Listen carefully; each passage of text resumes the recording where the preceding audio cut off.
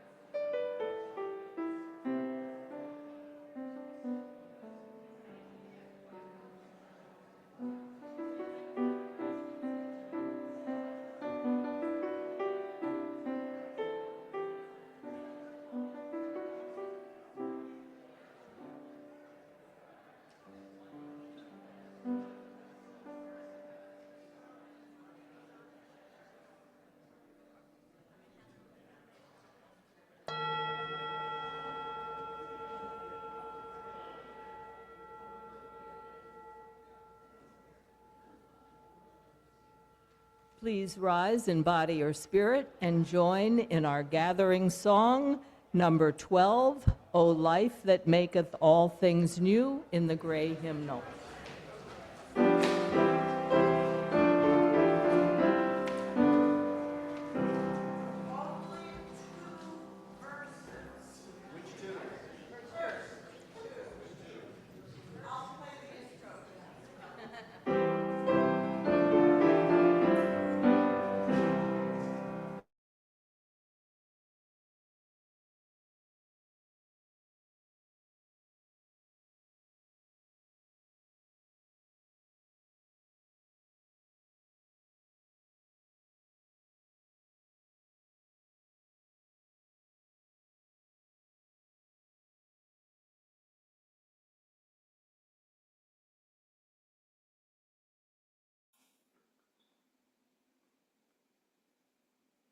What?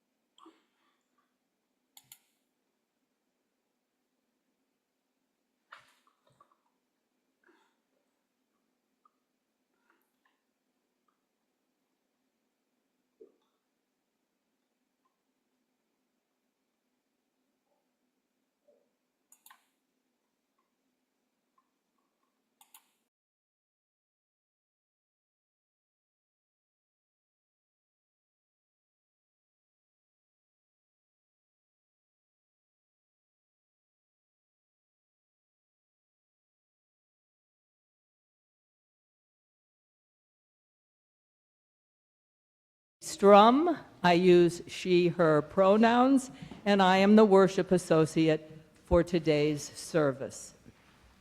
Last week, I read an opinion piece in the New York Times by Reed Walker.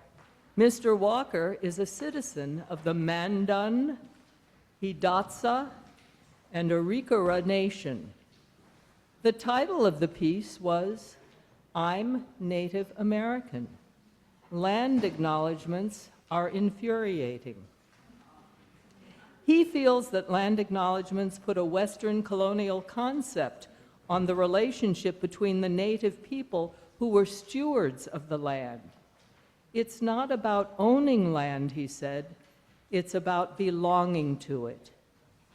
But he's not ready to throw out the practice of land acknowledgements.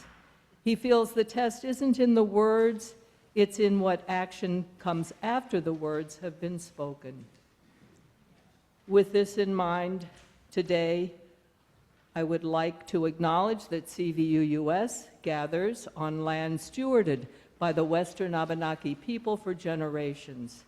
We hope to find ways to understand and practice their concept of belonging to the land and caring for it.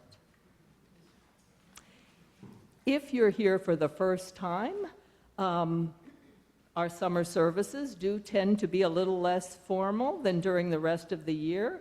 And as my dear friend and colleague, Jordan Young used to say, if you like this service, come back again, it will be different.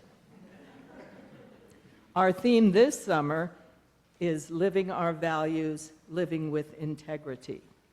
And this morning, our worship leaders are Kate Gridley, who, as you see, is also doubling as accompanist.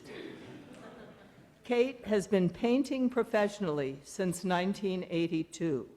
She has exhibited across the United States, and her paintings reside in numerous private and public collections, and her images have appeared in books and magazines. She loves sharing her technical knowledge with students of all ages and stripes. She is the mother of 2 lovely adult sons and 1 tiny grandson. In addition to making paintings, she loves her family, her garden, making music, and exploring places all over the world, especially with her life partner of over 40 years, John Barstow. John's varied career has revolved around a commitment to meaningful, results-oriented communication, from a stint as a daily newspaper reporter to more than a dozen years editing special interest magazines, to some 16 years acquiring nonfiction for Atlantic Monthly Press, W.W. Norton and Company, and Chelsea Green Publishing. 8+ years directing communications and marketing at the Vermont-based Orton Family Foundation, and serving as development director of Vermont Folklife. Both John's professional experiences and years of volunteer service to his communities evidence his passion for serving mission-driven organizations like CVUUS. Also, as many of you might know, Reverend Michael DeSantis will join us today in this service for the very first time as our settled minister. They will take part in other services this month and preach for the first time on September 13th. Now, if this is your first time with us, we have these blue sheets in the lobby that you can fill out, and you will get information from us, and we can get to know you better. If you are a member of, if you need extra help from the caring community, there are these pink cards. And if you have a milestone or passage, a joy or concern that you would like Reverend Michael to read and share with the rest of the congregation this morning, there are yellow cards that you can fill out.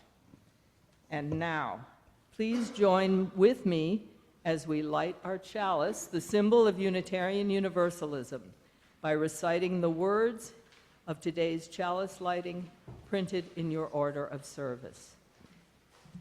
The chalice lit among us is a beacon of hope in a world in crisis, a beacon of possibility made manifest in community, a beacon of warmth through our interconnections, a beacon of light illuminating our shared wisdom, a beacon of connection by our being together. And our invitation to worship this morning is from Leaves and Blossoms Along the Way by our beloved Mary Oliver. All important ideas must include the trees, the mountains, and the rivers. To understand many things, you must reach out of your own condition. For how many years did I wander slowly through the forest? What wonder and glory would I have missed had I ever been in a hurry? And now, please join in body or spirit, standing in body or spirit, hymn number 1018, 1018 in the teal. Come and go with me.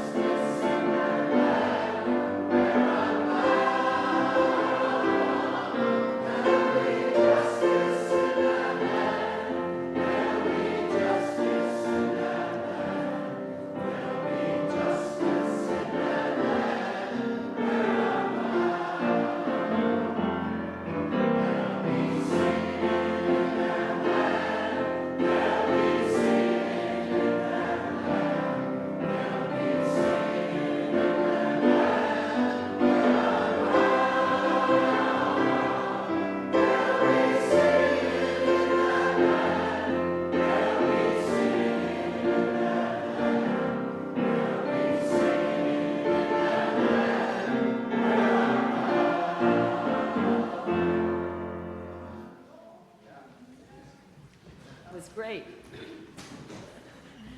And now for our pathways to connection. You can check out the back of your order of service for all of the upcoming services this summer. And while it's on there, I want to add that Reverend Michael DeSantis began their time with us as settled minister yesterday. They will have drop-in office hours in the new ministerial office, the former RE office in Fenn House, today from 1 to 5. You can drop in and chat with them. And this Wednesday, August 5, at Little Seed Coffee on Merchants Row in Middlebury. You can drop in there between 1 and 3. And there will be others that are listed and that you will hear about throughout the summer. So, so many different groups and people work together to keep CVUUS going, and each week we like to thank on Sunday one specific team, and this week it is the facilities team whose mission is to ensure the short and long-term maintenance of the buildings and grounds of CVUUS in a manner which will support and contribute to the spiritual growth of congregants and staff, and which facilitates the Society's effort to promote social and environmental justice in our community and the world. A big thank you to the facilities team.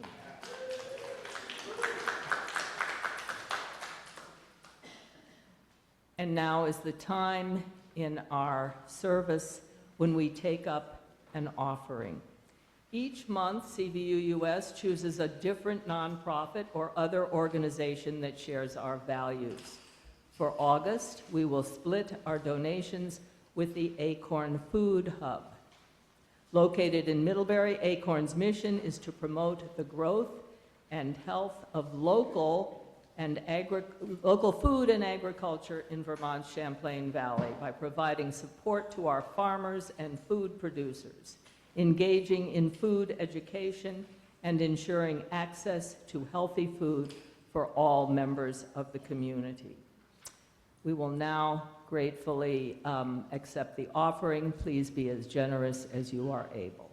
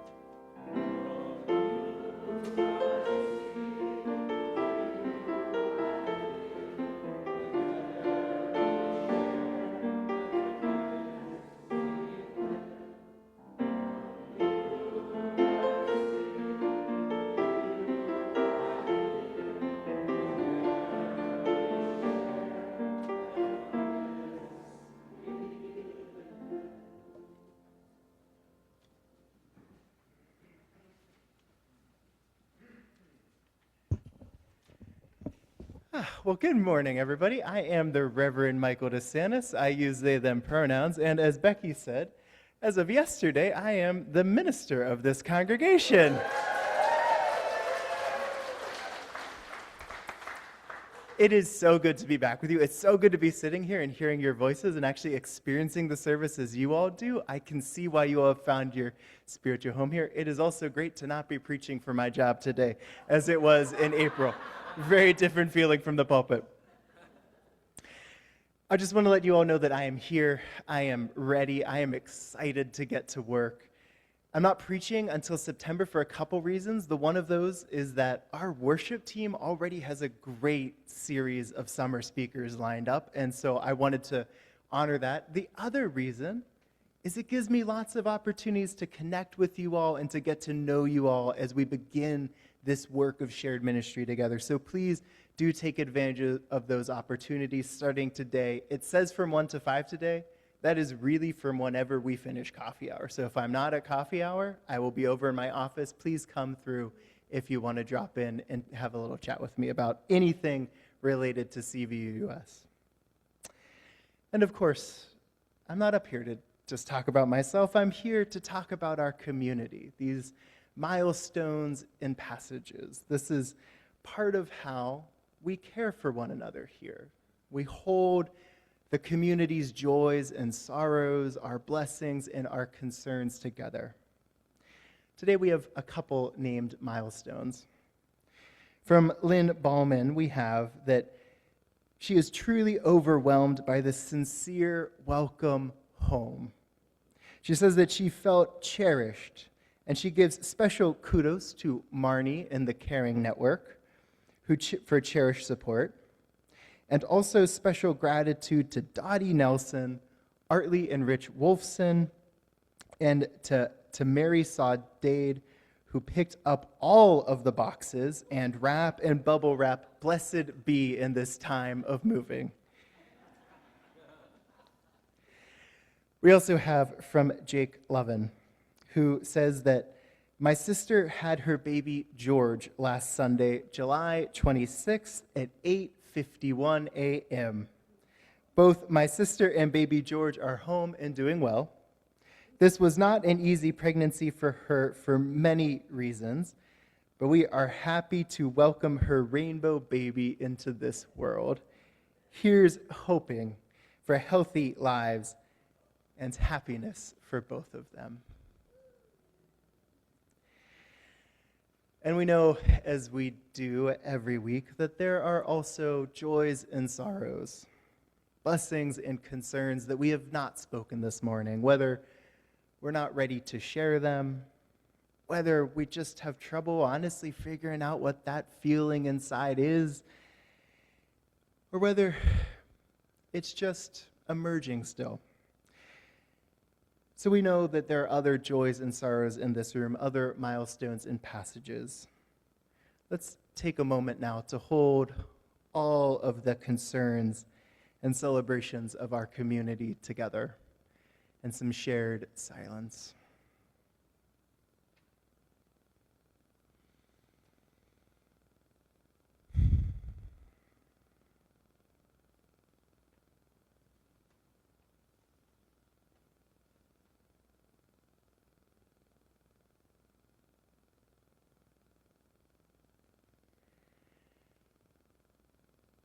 For everyone in our community, if you are going through a hard time or a joyous time or a period of grief and transition or a period of celebration, know that you are not alone. All of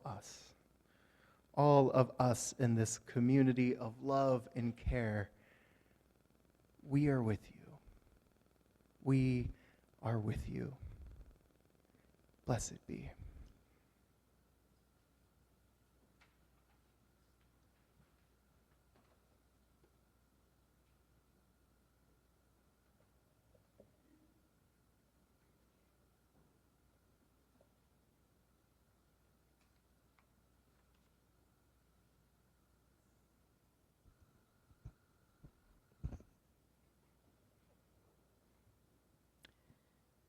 The reading is also by Mary Oliver. Storage has a lot of meaning for me too today.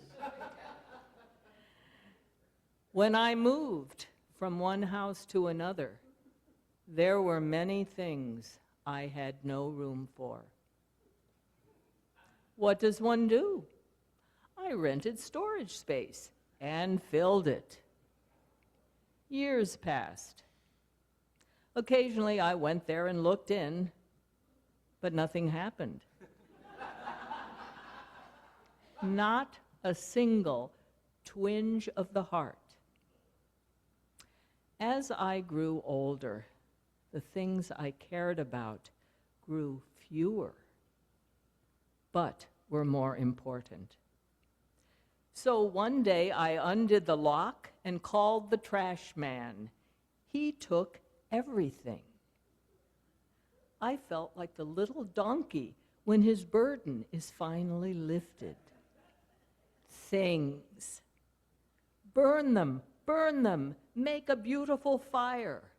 More room in your heart for love, for the trees, for the birds who own nothing, the reason they fly.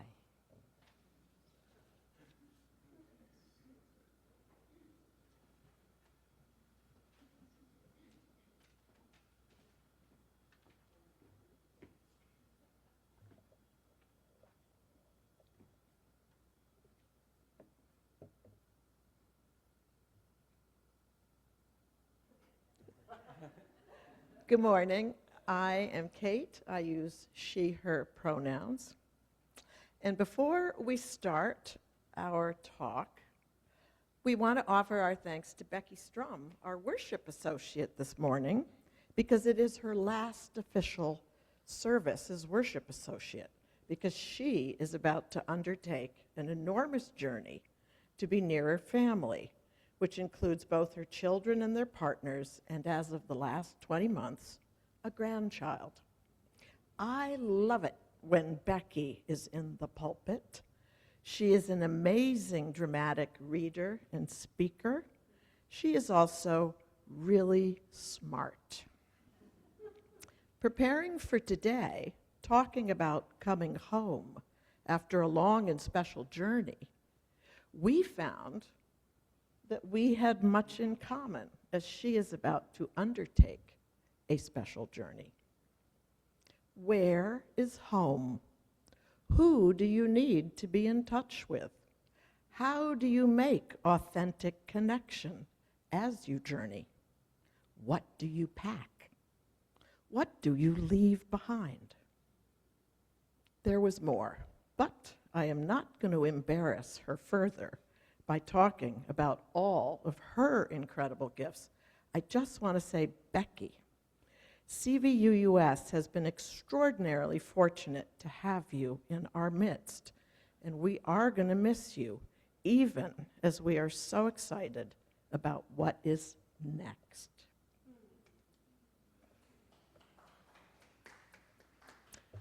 So John and I had the great fortune to travel for 4 months this past spring. We left when it was cold and dark on January 31st. We returned home to a greening and flowering Vermont on June 2nd, having journeyed through 5 countries in Europe, moving south to north. At one point, we thought we might name the journey the Endless Spring, as in each stop, which relatively stretched from 2 to 4 weeks, spring was always beginning again. We packed light. There it is. Each of us had a carry-on bag for clothing and then one big bad bag for painting supplies, hiking gear, and, I like to add, John's shoes.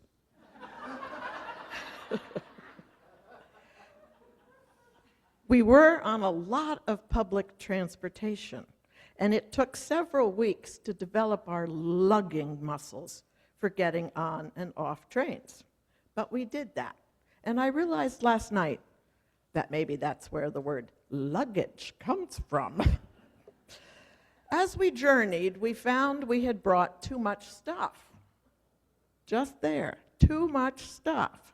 So we sent a big box home, lightening our loads. It's amazing how much stuff you do not need. In fact, after living out of small suitcases for 4 months, our home felt cluttered, chaotic, and too much when we got back. So there is the first thing we brought back. Less is more. Since our return, we have given many of our possessions away, and our home is spacious, uncluttered, less confusing, and we can breathe more easily.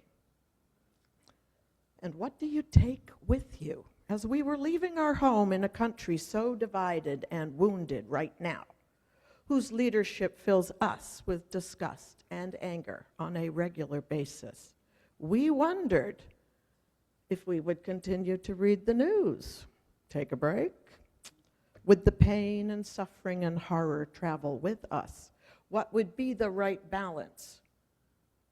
In that vein, how might we as Americans be received? I confess we were pretty raw when we took off. Alex Pretty had been murdered on January 24th in Minneapolis, where I have 3 cousins, one of whom lives in Renee Good's neighborhood. We'd been in touch with all of them as we packed. They were taking food to folks who were afraid to come outside. Their lives were under siege in the cold and dark. I wondered, should we go? But we set off by train to New York 1 week after the murder. Amtrak, subways, elevated trains, a long flight to Rome, bleary-eyed, we took a bus to the central train station in Rome and finally hailed a taxi. Right away from the driver, "Di dove siete?" Where are you from? Some friends had said, "Pretend you are from Canada or Great Britain." But I am a bad liar. Siamo da vicino Canada. We are from near Canada. Vermont.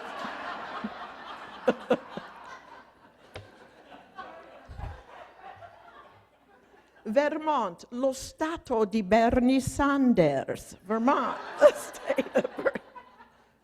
Gli Stati Uniti, really quickly, the United States. Oh, Bernie Sanders. This driver, the first of many people whom we met, took a chance in English.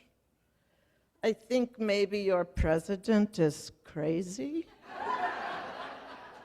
Is this why you are here? We nattered, no, maybe, yes. Actually, we are here for art. He liked that. He said, I have a song for you. What do you think he put on? As we drove by the Coliseum, nope, that was the public transportation. As we drove by the Coliseum, the voice of Bruce Springsteen filled the air. The streets of Minneapolis. Composed the day Alex Pretty was murdered, recorded on Tuesday, January 27th, and released to the world on January 28th. It was playing all over Rome, all over Europe, all over the world. He said, I listened to this all day. What has happened to your country? I started to cry. Rome is Minneapolis, is New York, is Middlebury, is the world. We are all linked. We are all wondering. So yeah, there's the answer. We would read the news. We needed to. We would be honest. We would connect if possible. And over again, people were warm, friendly, curious, and mostly sympathetic. One last remark about our first day. We found a cemetery.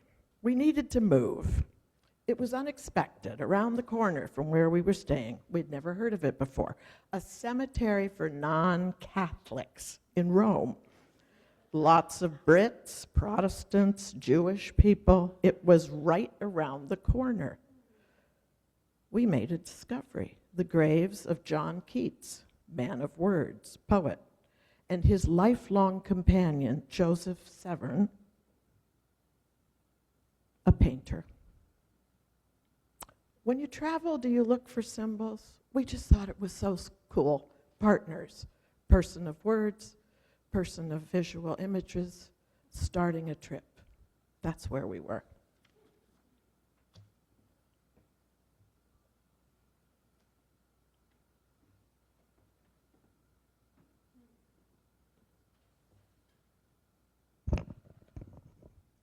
Well, you've got the beginning of the setting for this amazing journey. Thanks, Kate.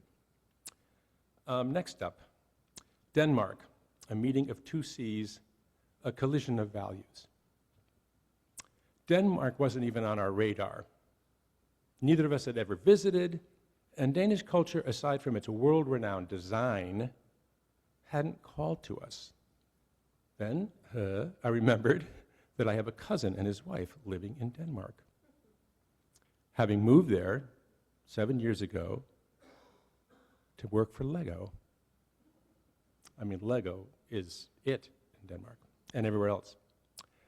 Our itinerary suddenly included Denmark, where we spent the last 2 weeks of April, so we're jumping forward. Our one overnight jaunt to Skagen, the northernmost town in Denmark, this town in the late 19th and early 20th centuries attracted an extraordinary summer colony of artists, mostly painters, whose work we just ate up. It's a wonderful museum there. Kate, of course, knew about them, but it was all new to me. Our one overnight jaunt was to Skagen. Our specific destination that first day was the northernmost tip of Denmark, of the Jutland Peninsula. Here, a spit of sand several miles long marks the collision of two enormous seas. Swimming is strictly forbidden, owing to strong and unpredictable cross currents.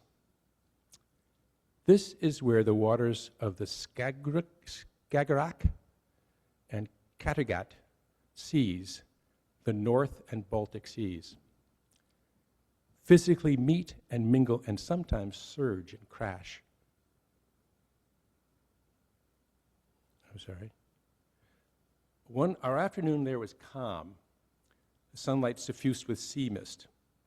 But the wavelets were coming from two directions, as you might be able to see in the slide.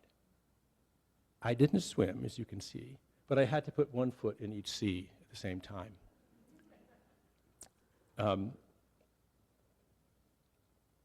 Thank you.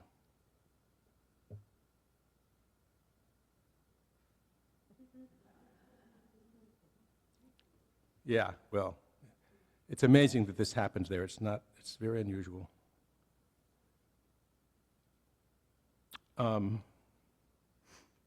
The wavelets were coming from two directions. In terms of values and cultures, this spit could be seen as a dividing line between two approaches to capitalism, energy production, and global warming.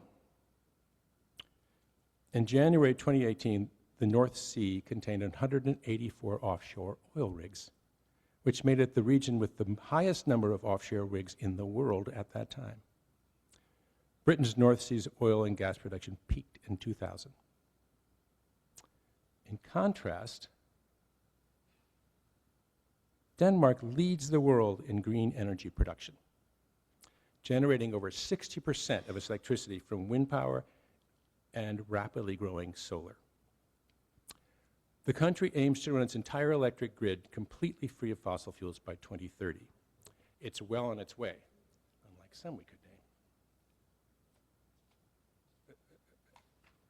Not all of Denmark's turbines are offshore by a long shot. Everywhere we drove, walked, and hiked, massive white blades were turning wind into clean, sustainable electricity. This is the result of Danes having chosen a carbon-free future decades ago, not haltingly, but consistently, and wholeheartedly sticking with it through many administrations. The economy? Well, the two largest wind turbine manufacturers in the world are Danish. Many jobs. And then we cross the Atlantic to drill, baby, drill. Have billionaires and the power they amass co-opted and twisted our values this far?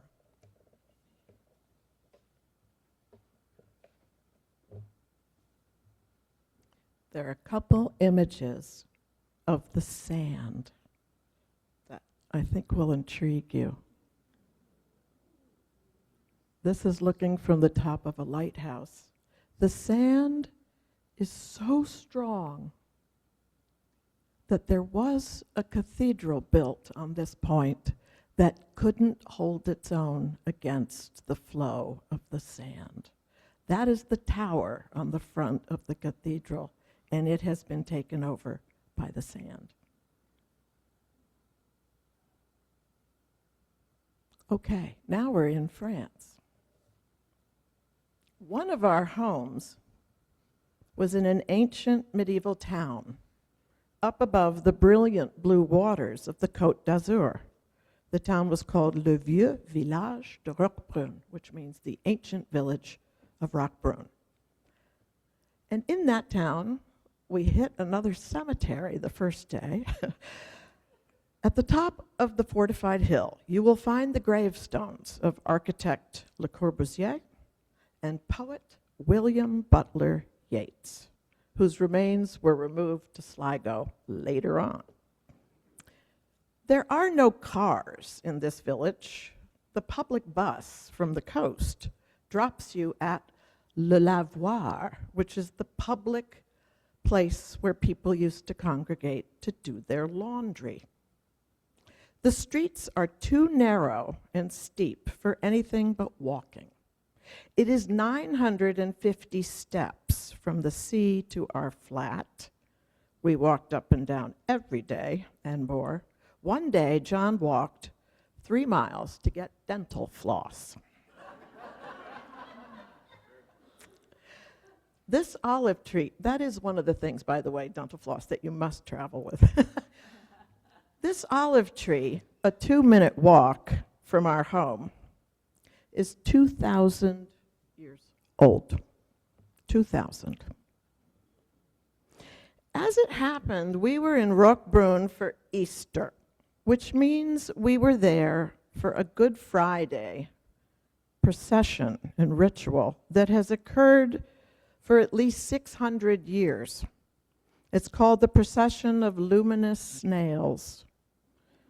Snail shells, are filled with either olive oil or wax and wicks and balanced on little piles of sand or gravel throughout the village. Villagers and members of the tiny church don costumes representing all the characters involved in the Passion of Christ story, from shepherds to Roman soldiers to nobles to townspeople, including children. There is also a bier with a very lifelike body of Jesus on it. Starting in the church after dark falls, about 9 p.m., the procession weaves slowly through the town with most streetlights dimmed, and the whole way is lit by thousands of tiny candles. A drum beats, people chant and sing.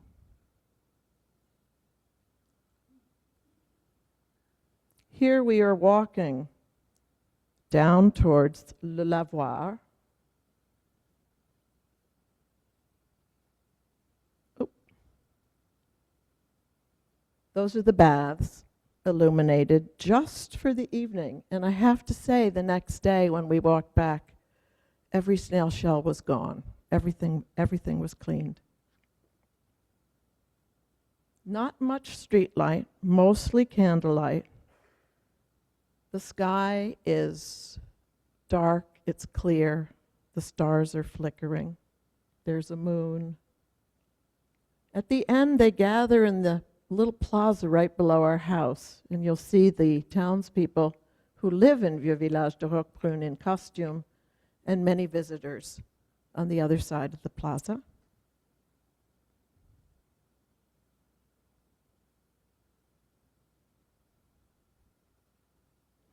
And these are the stairs back up to our flat.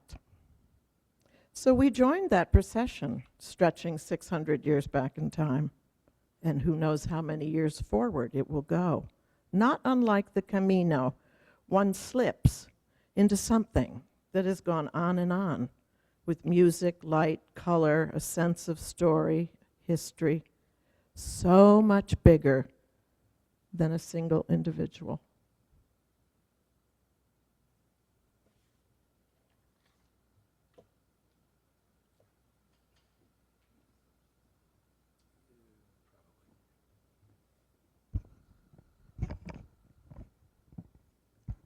Okay. How's that? Is it on? Yes. I didn't choose these on purpose, but some of mine are a little bit downers. The next one is the inescapable scars of war. Two of the United States' most profuse exports are armaments and wars.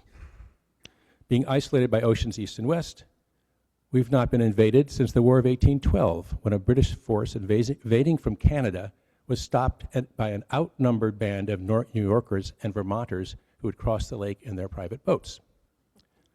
When the U.S. flexes its military muscle, it's always on somebody else's land, destroying lives and property we don't need to know. Europe and the British Isles, on the other hand, have experienced myriad wars and invasions over centuries, the two most destructive in the last century. The scars of those wars run very deep, sometimes literally. This is the church in a little tiny village where we were staying, and you can see mountains in the mist. It's up in those mountains where the story continues. On a mountain 3 miles above the villa, where we stayed, near Lucca, in Italy, there are the remnants of the Gothic line, the Nazis' last line of defense as the Allies and Italian partisans slowly pushed up the peninsula. There are remains of trenches carved out of bedrock by slave labor on that mountain. Never forget, the trenches call out. The Gothic line ran all the way from the Mediterranean on the west coast to the Adriatic Sea to the east. The Italian partisans were hugely grateful to the liberating American soldiers, fighting alongside them and, in the aftermath, placing stone tablet memorials to them along remote roadsides in the mountain. Never forget. And that says, This inscription inside an olive orchard says, "In the memory of 2 American soldiers who fell here from the fire of an invading army, we give a prayer."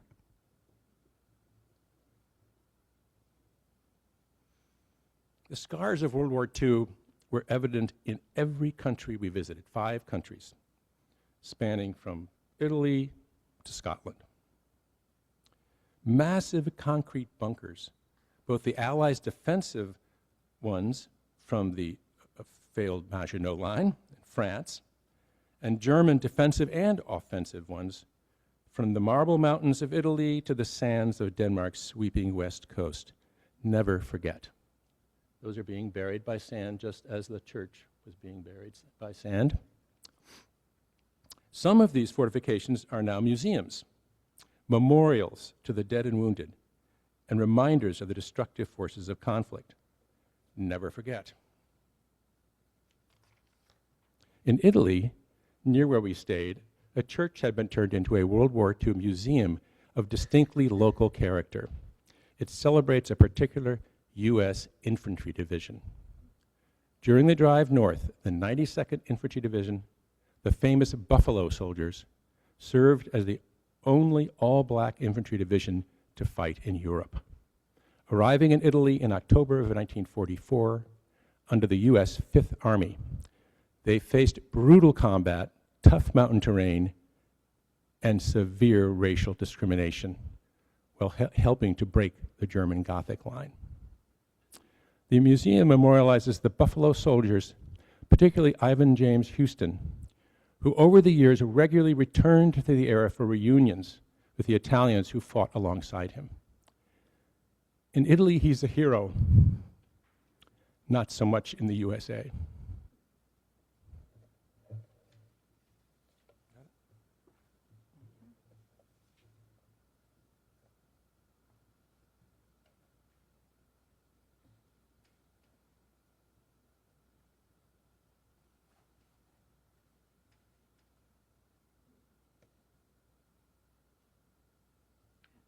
The keystone of our trip was a painting residency that I'd been invited to in Liguria, in the town of Bogliasco, near the port of Genoa. Liguria is mountainous and narrow, a crowded strip of plaster houses, tiny vicolo, little ways, and terraced farms built into steep hills. The train, which ran right under the villa where we were staying, and the main road run like threads right along the water. Otherwise, you walk. One of our climbs was to a military lookout left over from World War II with extraordinary views. So there's a table in my studio. There's the artist at work. Oh, come on, switch. There's her getting old hand. Okay, now, there we go. I just wanted to show the little ways. It's very steep. It's very beautiful, but it's hard climbing. All right, now, there.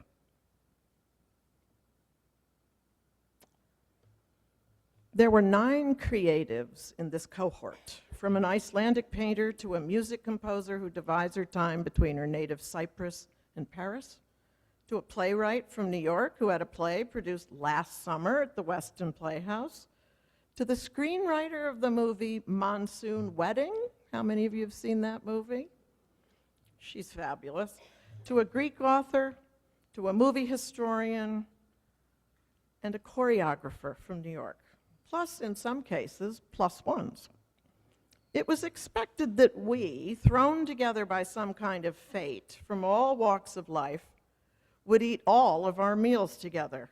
This can be a heavy lift, and it can also be amazing, because this is how you make connections.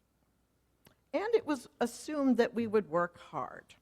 Does one arrive at a residency with a plan, a scope of intended work, or does one arrive with materials and decide to react in the moment to the place? Does one rest, take time to think, take time to breathe? Yes, to all of the above. I actually found myself almost paralyzed by the newness of the light, the shifting air, the rapidly changing colors. I found a beautiful place to set up a tiny studio and draw, but I was restless. I wanted to explore, so we did. Up the hills, along the sea, sketching, writing, reading. I made some tiny paintings, but mostly I started collecting colors in the form of color spots mixed in the air. These became visual entries in a journal, as it were.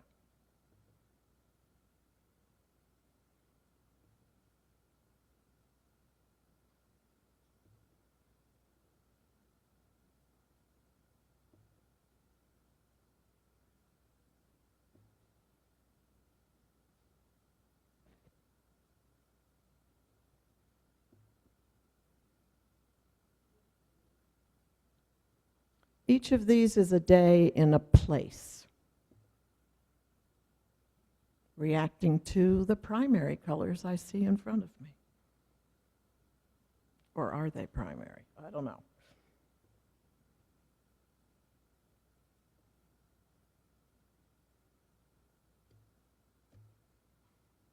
It's okay to surrender to a place.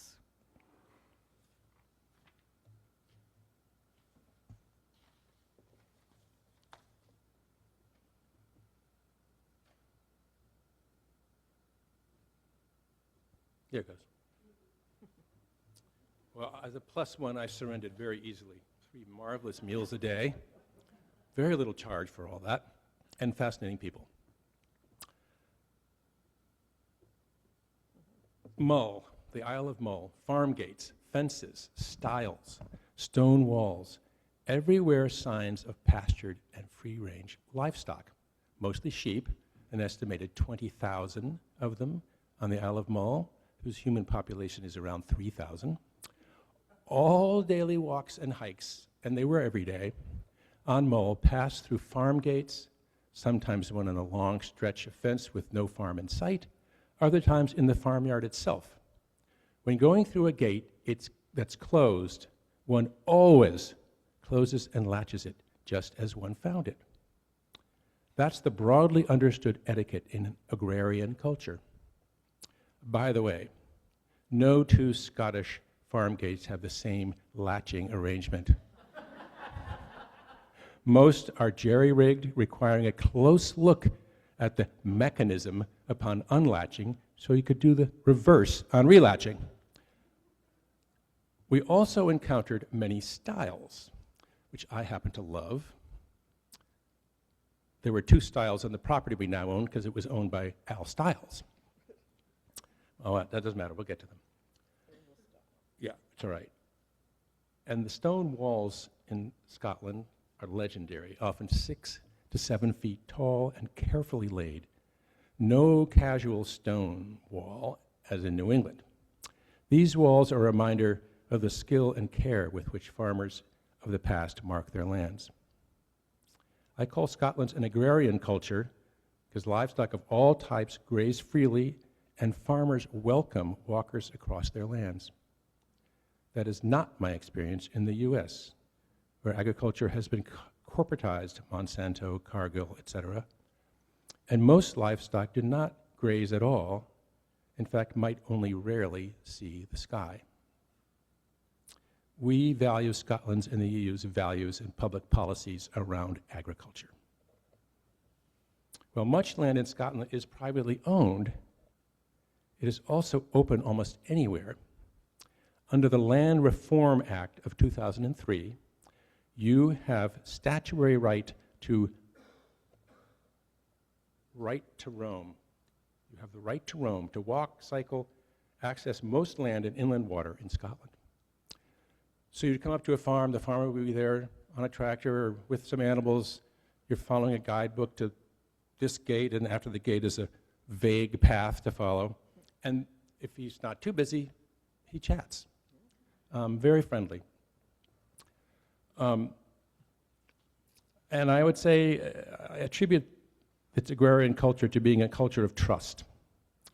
Just as visitors are trusted to close farm gates behind them, the honor system is practiced by businesses large and small on Mull. Oh, come on. Humidity.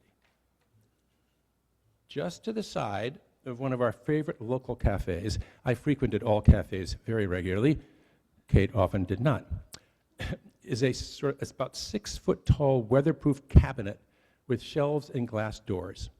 Inside are a selection of cakes and biscuits and much more, all offered to anyone and open 24/7. You leave cash for your purchases. The honor box. Honesty box.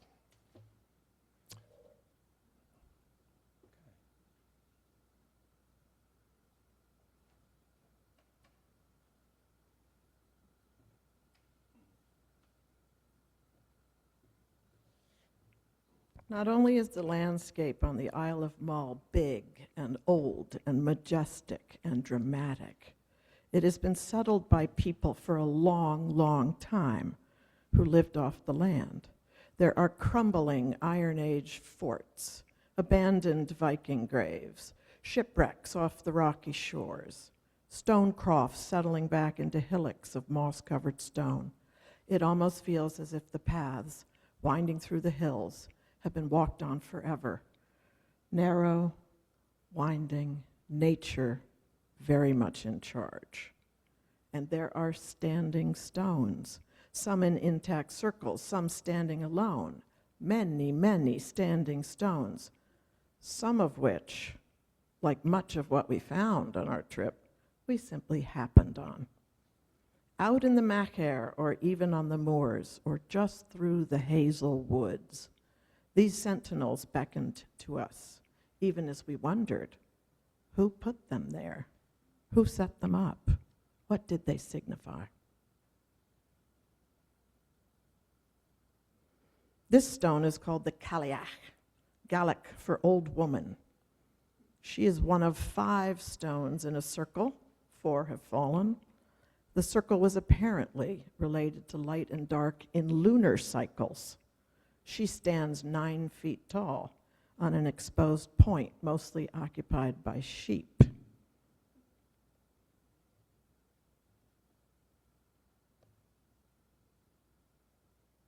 We came upon this circle while navigating towards a Stone Age fort overlooking the ocean.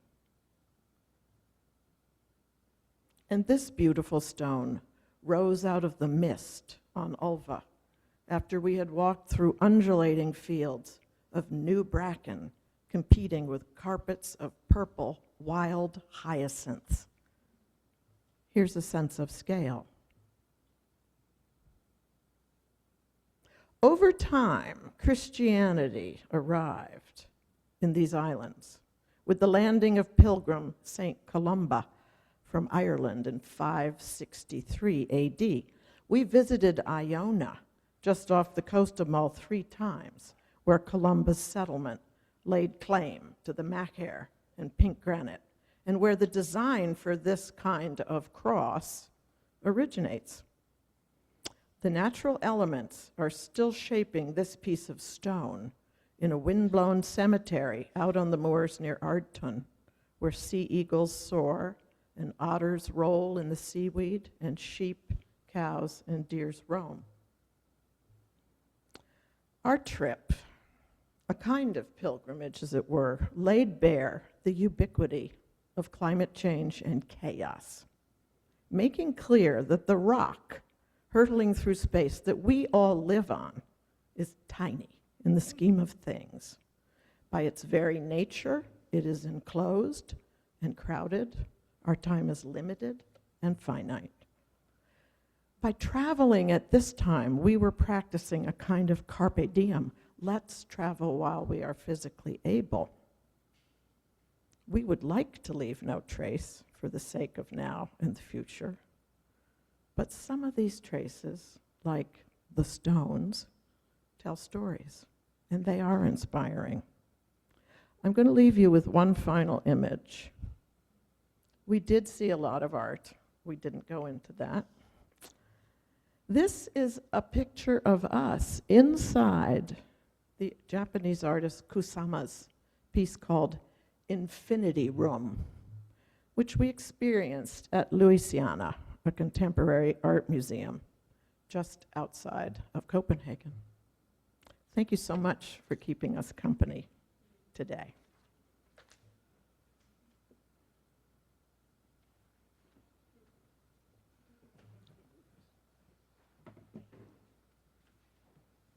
And our final hymn, number 324 in the gray, Rise in Body or Spirit, Where My Free Spirit Onward Leads, 3 verses.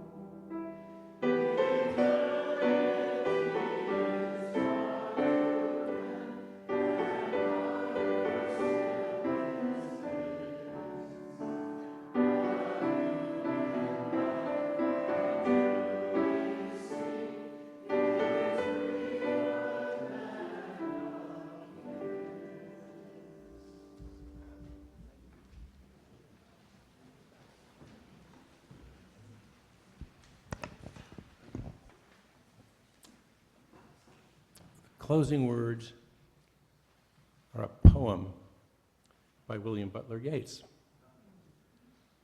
appropriately the Song of Wandering Angus. I went out to the hazelwood because a fire was in my head, and cut and peeled a hazel wand and hooked a berry to a thread. And when white moths were on the wing and moth-like stars were flickering out, I dropped the berry in a stream and caught a little silver trout. When I had laid it on the floor, I went to blow the fire aflame, but something rustled on the floor, and someone called me by my name. It had become a glimmering girl with apple blossom in her hair, who called me by my name and ran and faded through the brightening air. Though I am old with wandering through hollow lands and hilly lands, I will find out where she has gone and kiss her lips and take her hand and walk among those dappled grass, long dappled grass, and pluck till time and times are done, the silver apples of the moon, the golden apples of the sun.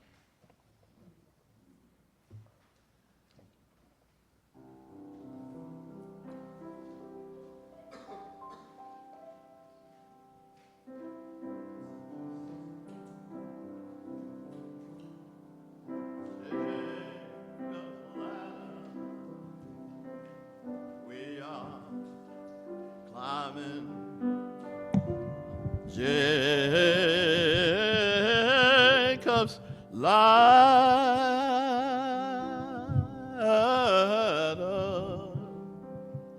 Oh, we are climbing the Lord of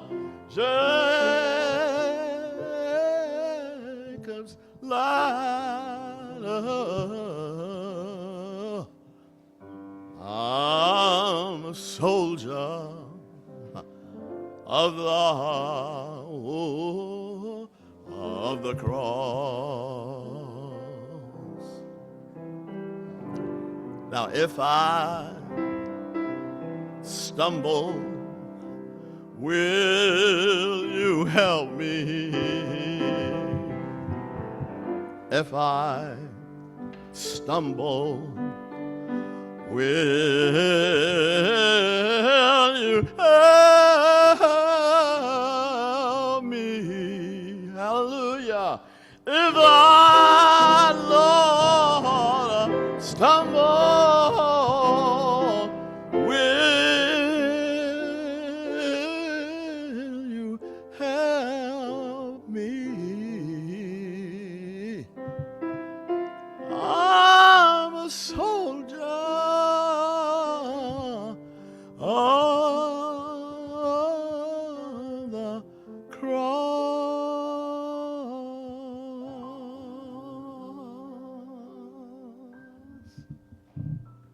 Amen.